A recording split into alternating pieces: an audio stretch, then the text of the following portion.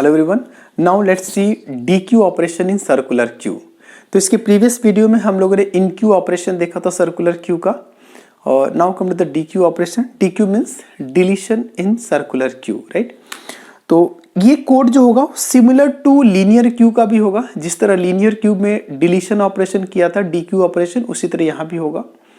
और अगर आपने वो लीनियर क्यू वाला वीडियो नहीं देखा हो तो प्लीज देख लीजिएगा, जिससे काफी हेल्प मिलेगी आपको ये वाले वीडियो में। Otherwise no problem, right. तो just I am taking the circular Q, right. इसकी भी साइज मैं 5 कर देता हूं, ठीक। इंडेक्स 0, 1, 2, 3 एंड 4 दो वेरिएबल थे मेरे पास, front -1 and rear is equal to -1। Front is equal to -1 and rear is equal to -1। Simple, very easy. Condition बनाने जा रहे हैं। कंडीशन कैसे बनेगा? अच्छा, एक और चीज, डिलीशन के केस में कौन बढ़ता है, फ्रंट या रियर? बताइए। फ्रंट। डिलीशन के केस में फ्रंट बढ़ता है और इंसर्शन के केस में रियर बढ़ता है। तो यहां पे फ्रंट पे ध्यान देना है। फ्रंट कैसे बढ़ रहा है, बहुत आसान है। यहां पे फंक्शन लिखा मैंने, D Q operation. D Q function call किया, ठीक। अच्छा, प्रोग्राम और भी तरह से बना सकते हैं आप। मेन फंक्शन से, मेन कॉलिंग फंक्शन से आर्गुमेंट पास कर सकते हैं, एक्चुअल आर्गुमेंट्स, और यहां पे फॉर्मल आर्गुमेंट की तरह, फॉर्मल पैरामीटर की तरह एक्सेप्ट कर सकते हैं, राइट। तो डी क्यू ऑपरेशन है, बताइए, वेरी इजी। सबसे इजी वाला लाइन क्या है? Front is equal to front +1, yes या नो। स्टैक के केस में क्या था?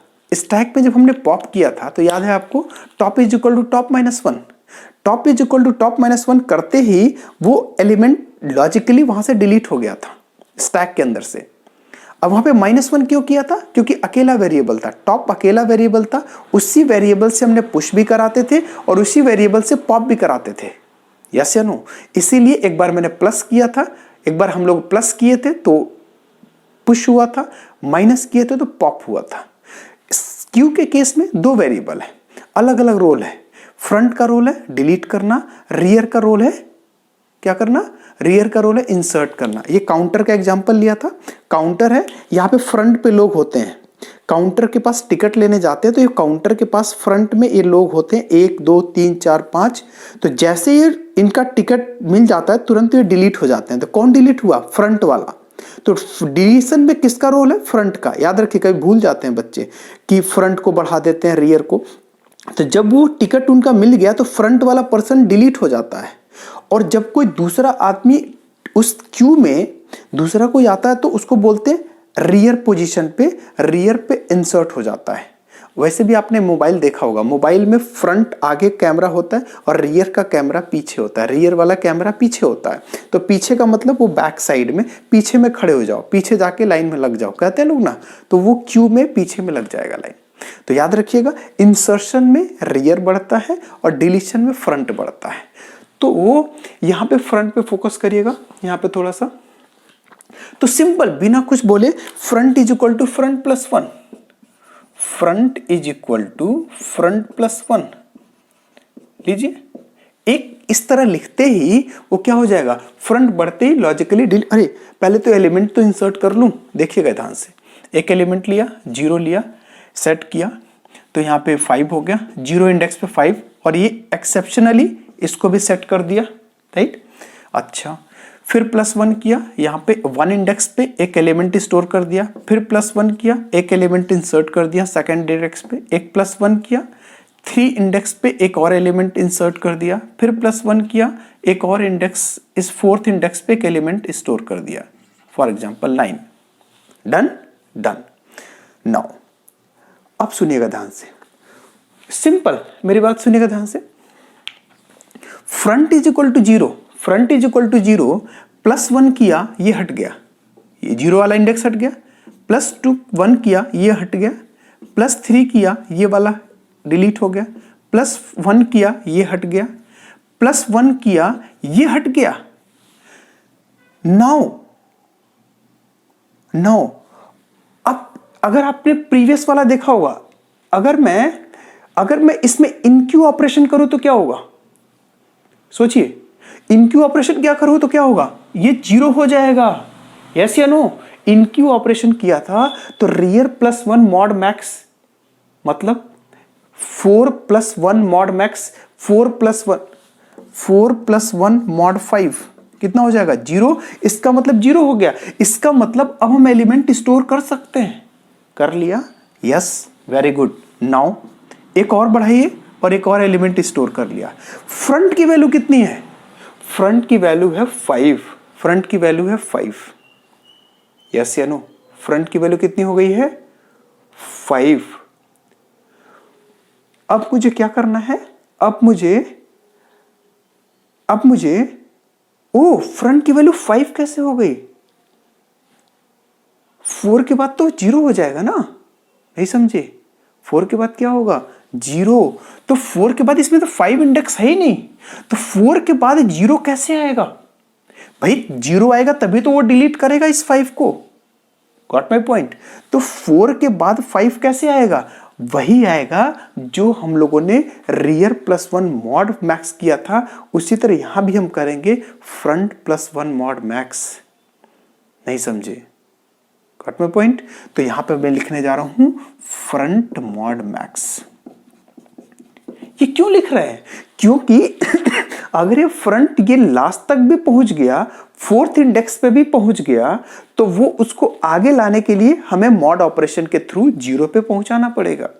हो सकता है कि एलिमेंट इसके बाद एलिमेंट हो डिलीट करने वाला, गॉट में, वेरी इजी लॉजिक है, ध्यान दीजिएगा। तो ये हमने लिख दिया, सिंपल हो गया। यही तो लिखते थे लीनियर क्यूब में, front is equal to front plus 1। अब इसको लॉजिकली डिलीट करने से पहले इसको कहीं किसी वेरिएबल में स्टोर कर लीजिए, या तो प्रिंट करा लीजिए। तो हम एक स्टोर भी करा लेते हैं, प्रिंट भी करा लेते हैं। तो x एक वेरिएबल के अंदर जो हमारा सी क्यू है, सी क्यू सर्कुलर क्यू के जो फ्रंट पे जो वैल्यू है उसको हमने x में स्टोर कर लिया, या तो प्रिंट करा लिया। परसेंटेज यहां पे लिख सकते हैं, dequeued element is equal to dequeued element is equal to percentage D, और x को प्रिंट करा लिया। इसे ये तो पता चल गया ना कौन सा एलिमेंट डी क्यू हो रहा है, प्रिंट करा लिया, पता चल गया। फ्रंट इज इक्वल बढ़ा दिया, पार्सली कंप्लीट हुआ। लेकिन अभी बचा हुआ है मुझे एक चीज और बताइए, इसका आंसर बताइएगा। अच्छा हाँ रुकिए, एक और इसका आंसर बताइएगा। ये मिटा दिया क्योंकि कंडीशन अभी आएगी, बहुत सारी कंडीशन है, एक और है। -1 यस, वेरी इजी -1 इनिशियली क्या होगा, इंसर्ट करो तो 0 और इसको सेट कर दिया 0, एलिमेंट आ गया 5, कोई भी। यस या no, right, good. Tell me, इस समय इस सर्कुलर क्यू के अंदर एक एलिमेंट है, सर्कुलर क्यू के अंदर अगर एक एलिमेंट है और उसको अगर हमने डिलीट कर दिया तो ये हमारा एक रिस्पॉन्सिबिलिटी बनती है कि उसको सर्कुलर क्यू को इनिशियल स्टेज पे पहुंचाना, री इनिशियलाइज कर देना, किसको, वेरिएबल को। तो अगर मेरा front is double is equal to rear हो जाता है तो हम इस दोनों को -1 कर देंगे कि भाई फिर अब अपने पोजीशन पे चले जाओ। अभी नहीं समझ में आया, अब सुनिएगा, 1 मिनट और।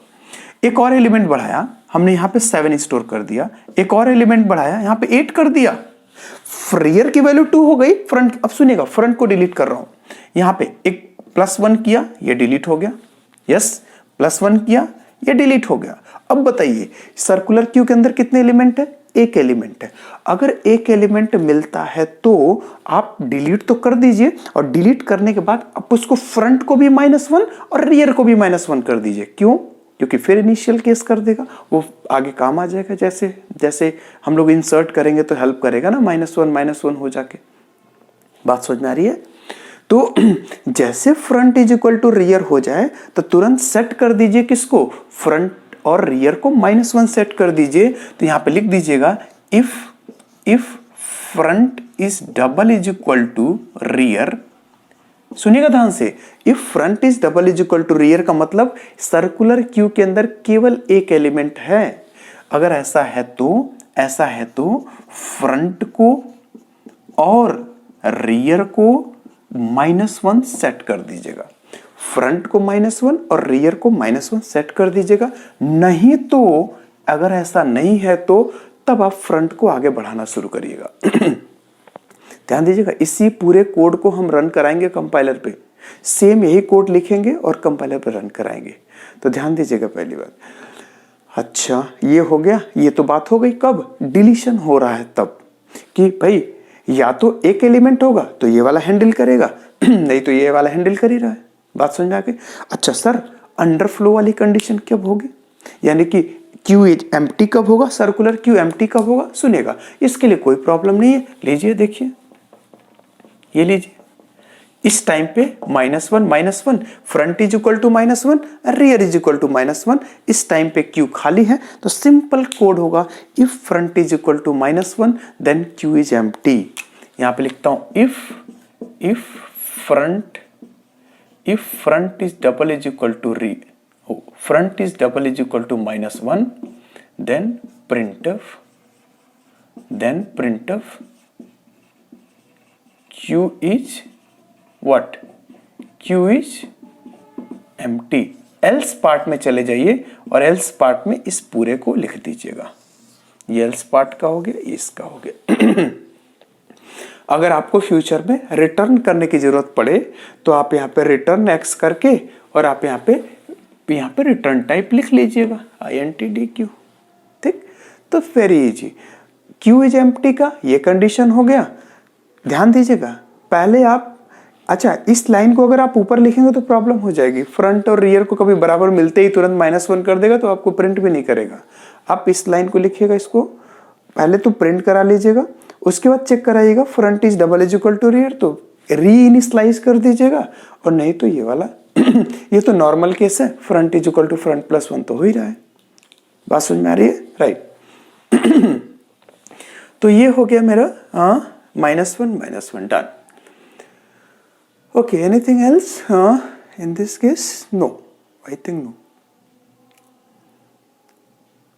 चलिए ठीक है, अब इसी कोड को रन कराते हैं। हाँ, नेक्स्ट वीडियो में देखते हैं किसका, डिस्प्ले ऑपरेशन। डिस्प्ले भी थोड़ा ट्रिकी है। लीनियर क्यू में तो आसान था, i is equal to front से शुरू किया था, रियर तक चले थे, और इसमें थोड़ा सा ट्रिकी है। देखते हैं नेक्स्ट वीडियो में how to display the elements of a circular Q, right? Okay, if any doubt, please write in comment section. Thank you for watching. So now let's see DQ operation in circular queue. तो अभी हम लोगों ने DQ का logic देखा, तो DQ का simple logic देखिएगा। Front is equal to front +1 mod max कर दिया था।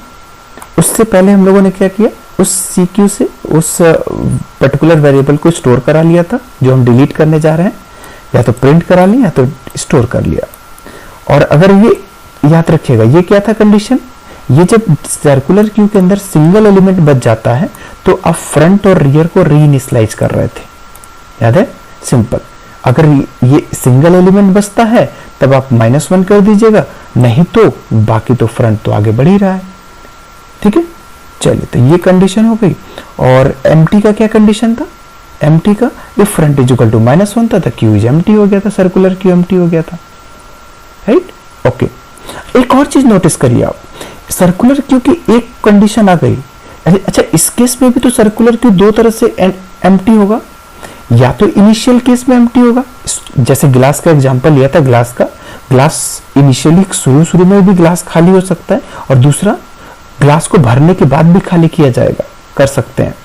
तो ये तो इनिशियल हो गया, और वो कंडीशन कहाँ गई जो ग्लास को भर दिया फिर खाली कर दिया, फिर हमने, वो कंडीशन दिख रही है आपको? नहीं, लेकिन अब दिखा रहा हूं, सुनिएगा ध्यान से। क्या था इसमें? कुछ नहीं भाई, जब front is equal to rear होगा तो इसका मतलब क्या हुआ कि सर्कुलर क्यू के अंदर कई सारे एलिमेंट थे, वर्स्ट केस में सारा फुल था, और सबको डिलीट करके फ्रंट और रियर के पास पहुंच गया तो हमने -1 कर दिया।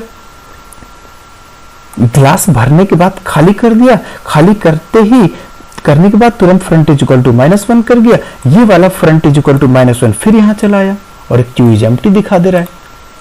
तो यही वाला केस क्या कर रहा है, ग्लास भरने के बाद खाली कर रहा है, तो वो -1 सेट कर दिया, वो -1 यहां पे हेल्प कर रहा है।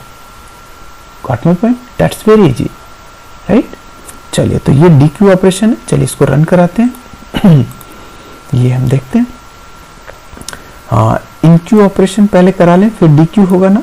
तो 1 पे दिया, 10 दे दिया, 20 एलिमेंट, ये 30 स्टोर हो गया, 40 हो गया और ये 50 स्टोर हो गया। डिस्प्ले करा लो पहले, देखिएगा डिस्प्ले कराया तो ये सारे 10, 20, 30, 40, 50 आ गए। अब DQ कराता हूँ। ये किया 10 आ जाएगा, ये किया, फिर DQ 20, फिर DQ 30, फिर DQ 40 आ गया, फिर DQ 50 आ गया, फिर DQ किया तो क्या होगा, Q इज एम्प्टी। यस या नो? डन। ठीक। अब ये बताइए, ये वाले केस कब का है? ये ग्लास भरने के बाद वाला एम्प्टी है कि इनिशियल टाइम वाला एम्प्टी है? Yes, tell me. ये ग्लास भरने के बाद वाला है, क्योंकि ग्लास फिल हो गई। ये देखिए ग्लास फुल हो गया, फिर एक एक करके डिलीट किया, फिर ये खत्म हुआ, राइट। तो अगर मैं इस प्रोग्राम को फिर बंद करूं, फिर चलाता हूं, फिर रन किया, और अगर मैं आपसे पूछूं कि अब मैं सीधे डिलीट करने जा रहा हूं, DQ ऑपरेशन परफॉर्म डू 2, तो आउटपुट क्या आएगा, Q इज एम्प्टी, क्योंकि Q में तो कुछ है ही नहीं। ये देखिए Q इज एम्प्टी। ये है इनिशियल, ग्लास शुरू में खाली था, ये वाली कंडीशन में। लेकिन इसके पहले ग्लास को भरने के बाद खाली किया गया है। समझ में आ रहा है? ये हमारा डिसएडवांटेज, हमारा एडवांटेज है ओवर लीनियर क्यू का, राइट। चलिए, तो ये हमारा हो गया किसका, सर्कुलर क्यू का, DQ। डन।